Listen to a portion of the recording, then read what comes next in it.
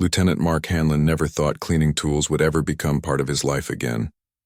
He was an engineer, after all, trained to fix reactors, calibrate gravity fields, and debug Starship software. Yet here he was, standing in front of a half-broken waste recycling unit aboard the Zerathian embassy ship, holding a wrench that smelled faintly like ammonia. He sighed and muttered, "Welcome to interstellar diplomacy, Mark, fixing toilets for peace." Around him, the corridor gleamed in silver and turquoise. The Zerathians loved symmetry. Even their doors opened with soft harmonic chimes instead of clicks. Every surface was spotless and every panel looked hand-polished. But that perfection came at a price. Someone had to maintain it. And that someone, apparently, was Zira, the ship's alien janitor. She arrived just as Mark started disassembling the filter vent. She was tall at maybe 6 feet, with smooth teal-blue skin, large amber eyes, and a tail that swayed side to side like a lazy cat's. Her uniform was simple, a gray jumpsuit with green patches on the shoulders that read, "Maintenance Crew, Sanitation and Atmospherics." "Human engineer," she said brightly, her voice musical. "You requested assistance." Mark looked up from his work. "Yeah, I could use an extra pair of hands. These clamps are weirdly designed." Without a word, Zira stepped forward, and then bent over deeply at the waist, holding the pose for 3 full seconds. Mark froze. He blinked, looked around. No one else was there. "What are you doing?" he asked. She straightened up gracefully. "Offering greetings," she said with a calm smile. "It is customary." He cleared his throat. "Customary? You mean bowing?" "Yes," she said, tilting her head. "Is that not how humans show respect to their superiors?" Mark rubbed the back of his neck, feeling his ears heat up. "Well, kind of. But not like that. And I'm not your superior. I'm just fixing a pipe." Zira blinked slowly. "Ah. Then it is a greeting of equals," she said, and promptly bent over again. Mark nearly dropped his wrench. For the rest of that day, he tried to ignore the gesture, assuming maybe it was just some cultural thing she did once. But every single time she entered the same room, cafeteria, corridor, engine bay, she'd pause, bend deeply forward, then continue her work like nothing happened. The human technicians began to notice. Whispered jokes followed him through the hallways. "Hanlon's got an admirer," someone teased. Another added, "Careful, Lieutenant, she's going to bow you into marriage." Mark's patience was wearing thin. He wasn't angry, more confused and embarrassed than anything. After 2 weeks of working side by side, Zira had shown herself to be efficient, clever, and oddly proud of her cleaning duties. But her ritual greeting was driving him crazy. Finally, one day during lunch break, he snapped, politely. "Zira," he said, setting down his food tray. "Can I ask you something?" "Personnel?" She nodded, sipping something blue from a crystal cup. "Why do you keep, bowing in front of me?" "It's making people talk." Zira frowned slightly. "Do humans dislike being shown gratitude?" "No, it's not that," he said quickly. "It's just, we have different ways to show it. You're kind of doing it too often." She leaned forward, curious. "Too often? There is no such thing. Where I come from, bending low is the highest form of courtesy. It means I acknowledge your presence and honor your purpose. You repaired the air recyclers. You kept us breathing. Is that not worthy of honor?" Mark blinked. The way she said it, it didn't sound silly at all, and it sounded sincere. "I didn't realize that's what it meant," he said softly. Zira smiled gently. "You humans do not bend easily. That is known, but you deserve it." That night, Mark lay in his bunk, staring at the ceiling light that flickered faintly. He couldn't shake the feeling that he'd been missing something important, that the gesture he'd found embarrassing was, to her, sacred. Maybe he was the one being rude without knowing it. He decided to learn. He spent hours scrolling through the cultural database stored on the ship's intranet. The Zerathians had centuries of recorded customs, ceremonies for everything from births to cleanup rituals after storms. And then he found it, the Oath of Purity. It was a tradition dating back thousands of years. Zerathians believed that order and cleanliness represented spiritual balance. The janitors of old weren't servants. They were guardians of harmony, keeping evil spirits from settling in unclean places. Bending over deeply wasn't humiliation. It was reverence, a symbolic act of removing the dust of pride. By the time Mark closed the data file, he felt guilty for laughing internally all those days. Zira wasn't mocking him. She was honoring him, thanking him for doing what she believed was a holy task. The next morning, he decided to make things right. When he found Zira, she was in the hydroponics bay, cleaning nutrient filters under the soft glow of green light. The air smelled of wet earth and oxygen. She hummed a tune while working, her tail swaying rhythmically. "Zira," he called out. She looked up, smiling. "Good morning, human engineer." Mark hesitated, then awkwardly leaned forward, not quite a bow, more like a stiff half-bend. Zira's golden eyes widened. "You return the gesture?" He grinned sheepishly. "Well, I figured it's only fair. It's customary, right?" She made a sound halfway between a laugh and a purr. "You honor me greatly, Lieutenant." From that moment, something changed between them. She began explaining her tools to him. Brushes that used static fields, cloths woven from protein fibers, and a sanitizer that smelled faintly of mint. He learned she'd been working aboard ships since she was 14 Zerathian years old. Her people considered cleaning a calling, not a chore. She took pride in it. "I like to think," she said one day, "that every surface I polish reflects someone's hope. A clean ship means safe journeys." Mark smiled. "And I thought I was the only one taking my job too seriously." They laughed. For a time, things were easy. Then disaster struck. It started with a low hum, an unusual vibration beneath the deck. Mark was inspecting reactor coils when the sound grew louder. The lights flickered crimson, and a computer voice boomed through the corridor. "Containment breach in sanitation ducts 4 through 7. Chemical exposure imminent." Mark dropped his tools and sprinted toward the maintenance bay. When he arrived, thick gray mist was already seeping from the ceiling vents. The air smelled sharp, acidic. 2 Zerathian crew members coughed violently, their translucent masks fogging up. "Back away," Mark shouted, grabbing an emergency sealant canister. "Those filters ruptured. If the mist spreads to the residential deck, it'll corrode the air valves." Through the haze, he saw Zira, still inside the corridor, trying to seal the main conduit. Her gloved hands trembled, and her tail lashed behind her for balance. "Zira, get out of there," he yelled. She didn't move. "The valve is stuck. If I leave it open, the gas will spread faster." Without thinking, Mark charged in, ignoring the sting in his throat. He grabbed a wrench and slammed it against the release lever.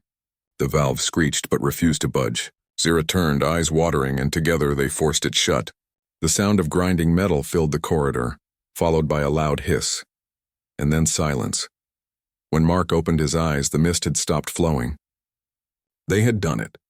But Zira was on her knees, coughing weakly. Her uniform was soaked in residue. He dropped beside her. "Hey, stay with me," he said, wrapping an arm around her shoulders. "You're going to be fine." She tried to laugh, but could barely speak. "A true cleaner never leaves a mess behind," she whispered. The medics arrived moments later, pulling them both out and sealing the corridor behind a containment barrier. Mark's throat burned and his hands tingled, but all he could think about was her, pale, breathing shallowly but still trying to stand. Later, in the medical bay, he sat beside her recovery pod. She stirred, opening her golden eyes. "You shouldn't have done that," she murmured. "Humans are fragile," he smiled faintly. "You risked your life for the ship." "I couldn't just watch." Her tail flicked weakly against the sheets. "You cleaned the danger. You are one of us now," he chuckled softly. "I guess that means I'm a janitor too."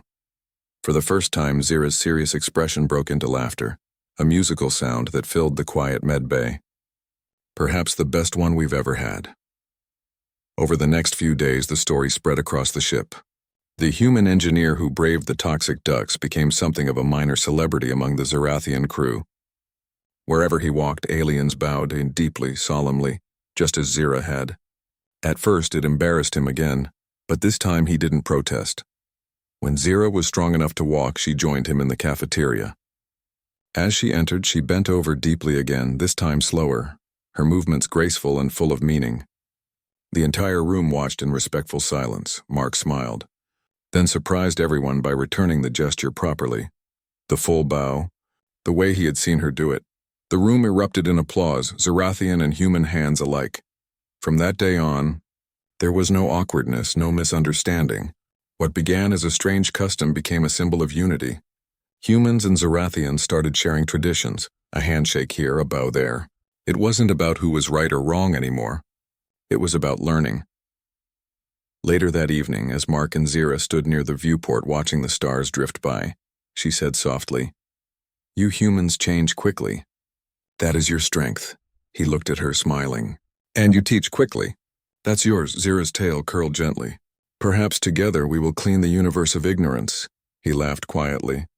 Now, the Zarathian embassy ship drifted in silent orbit above the blue world of Trisalon 9, its polished hull reflecting sunlight like a silver mirror. The crew was finally relaxing after the chemical leak incident. Repairs were finished and the air systems hummed smoothly again. But for Lieutenant Mark Hanlon, things were far from quiet. Ever since the accident, everywhere he went, the Zarathians bowed to him. Not just the janitors or engineers, everyone. The cooks, the guards, even the ship's captain gave him a slow ceremonial bend whenever they met him in the corridor. At first, he tried to laugh it off. "I'm just a mechanic," he'd say, but no one believed him anymore.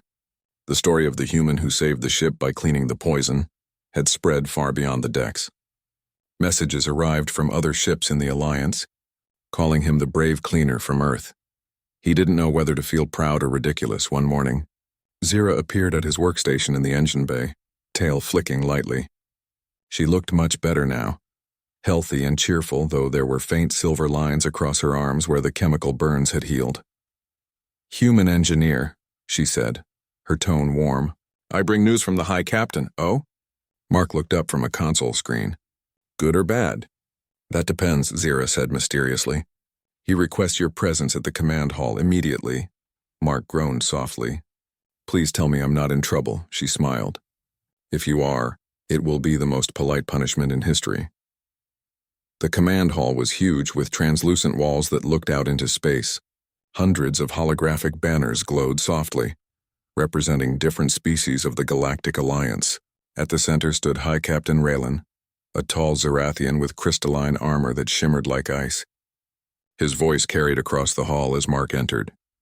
"Lieutenant Hanlon," the captain said, bowing slightly. "Welcome. You honor us by arriving." Mark returned the small bow he had practiced with Zira. "Glad to be here, sir." Raylan's smile revealed faintly glowing teeth. "Word of your actions has reached the Council. They have decided to honor both you and crew worker Zira for acts of selfless service." Zira stood beside Mark, her hands clasped. She looked proud but humble, as if the honor was bigger than she could hold. Raylan raised his hand, and a hologram formed above them. An image of two figures, one human and one Zarathian, standing back to back with cleaning tools in their hands. "This," Raylan said, "shall be the new symbol of cooperation between our peoples, the emblem of Order Keepers. It represents unity through humility." Mark blinked. "Wait, you're telling me I'm on your flag? Holding a mop?" Zira tried to hold back laughter. "It is a sacred mop," the captain continued, unbothered. "You two will represent the embassy fleet during our diplomatic approach to the Trisalon border. There are tensions there, and your presence, proof that humility bridges difference, may help calm the disputes." Mark looked at Zira. "So, we're ambassadors now?" She nodded, still smiling. "Clean ambassadors," he sighed. "Of course." Over the next few days, the ship prepared for its diplomatic mission. Trisalon 9 was a volatile system, home to the Thren Dominion, a proud reptilian species known for short tempers and long grudges. They had recently accused the Zarathians of polluting one of their sacred asteroid mines. One mistake, one misinterpreted gesture could start a conflict. Mark spent his nights reading about Thren customs. They valued dominance, honor, and ritual cleanliness in that order. They also despised weakness. If anyone insulted their sense of pride, even by accident, negotiations could collapse instantly. He turned to Zira for advice. "If I bow like you do, they'll probably think I'm submitting." Zira tilted her head. "Then perhaps you should invent a human gesture. Something sincere but strong." Mark thought for a moment, then smiled. "Maybe a salute. Not military, just respectful." Zira's eyes sparkled. "Then we will both perform it. Two species, two gestures, side by side." When the embassy ship finally docked with the Trisalon war platform, tension filled the air like static. The Trens were massive reptilian beings with scaled armor that shimmered in patterns. Their leader, General Vrack, stood tall at the docking ramp, his expression unreadable. He looked first at Raylan, then at Mark and Zira. Your ship released waste chemicals near our sacred zone, Vrax hissed. Why should we not see this as an act of insult? Raylan opened his mouth to explain, but Mark stepped forward. Because it was an accident, sir, and we nearly died fixing it. The Trend's yellow eyes flicked toward him. A human speaks for the Zerathians? Mark nodded slowly. I speak for the ones who clean up messes. That's universal, isn't it? The hall went silent. Even the Zerathian crew froze. Vrax stared at him for a long moment. Then the corners of his mouth curved upward, a rare sign of amusement. Perhaps. Explain, human. Mark swallowed but continued. He told the story of the leak, of how Zira had risked her life to seal it, of how the act of cleaning wasn't humiliation but respect. When he finished, he raised his hand to his chest in salute. Beside him, Zira bent gracefully at the waist, her species greeting. Together they stood, a perfect symbol of equality. Vrax blinked. Then slowly he placed his clawed hand on his chest, mirroring Mark's gesture. Then let this be cleaned between us, Vrax said gruffly. The air and the insult. The room exhaled as one. The crisis was over. That single meeting changed everything. Over the next week, messages from across the Alliance poured in. Species who had once ignored Earth now sent open invitations for human diplomats, scientists and engineers. They weren't praising Earth's power or technology, they were praising its spirit. Humans, they said, were order keepers, the ones who faced chaos without pride. On board the embassy ship, things felt lighter. Mixed crews worked side by side. Even humor returned. One day, a young Zerathian cadet passed Mark in the corridor, bent deeply and said, "Thank you for saving us, noble cleaner." Before running off laughing, Mark shook his head. "I'll never live that title down," he muttered. Zira appeared beside him, tail curling in amusement. "Would you prefer Supreme Technician of Dust instead?" "Don't you dare," he said, smiling. One evening, the two of them sat together in the observation lounge, watching stars drift like snowflakes. The ship's engines purred softly beneath them. "It's strange," Mark said. "I used to think humans had to prove themselves with strength. Big ships, big weapons, big speeches, but all it took was one cleaning job." Zira folded her hands. "Strength is not in the noise you make. It is in the order you restore," he chuckled. "You sound like my grandmother." "She must have been wise. She was a janitor, too," Mark said softly. "Back on Earth, she always said cleaning was her way of making peace with the world." Zira smiled gently. "Then peace runs in your blood." They sat quietly for a while. Outside, a comet's tail drifted past, glowing white against the void.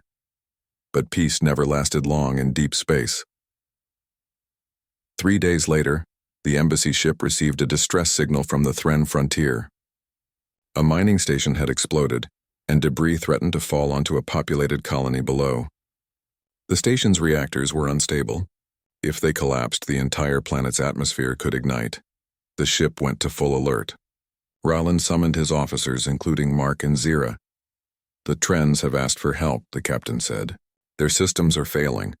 We'll need engineers inside the debris ring." Mark immediately volunteered. "I know those containment valves. I can stabilize them." Zira frowned. "You nearly died last time, human," he smiled. "Guess that means I'm experienced." The mission was chaos. The debris field was full of metal shards and spinning wreckage. The small shuttle Mark rode in rattled violently as they approached the shattered station. Through the cockpit window, he saw the glow of unstable reactors, like green suns waiting to burst. The Trend's own teams were struggling to reach the core, their equipment failing. The radiation levels were too high. Mark grabbed his toolkit and turned to the Trend's commander on the comms. "We can use the coolant lines to freeze the reactor housing." "Where's the control conduit?" "It's buried under debris," the commander growled. "You'll never reach it?" "Then we'll make a new path," Mark said. Zira's voice came through the headset from the embassy ship. "Be careful, Lieutenant. Remember, clean the danger, not yourself," he grinned. "Copy that." The next hour was a blur of sparks and roaring metal. Mark crawled through twisted corridors, patching coolant lines and rerouting energy grids by hand. Each time a panel threatened to blow, he shut it down manually. His suit sensors screamed warnings, but he ignored them. Finally, he reached the central valve. It was fused shut, just like before. He remembered Zira's words.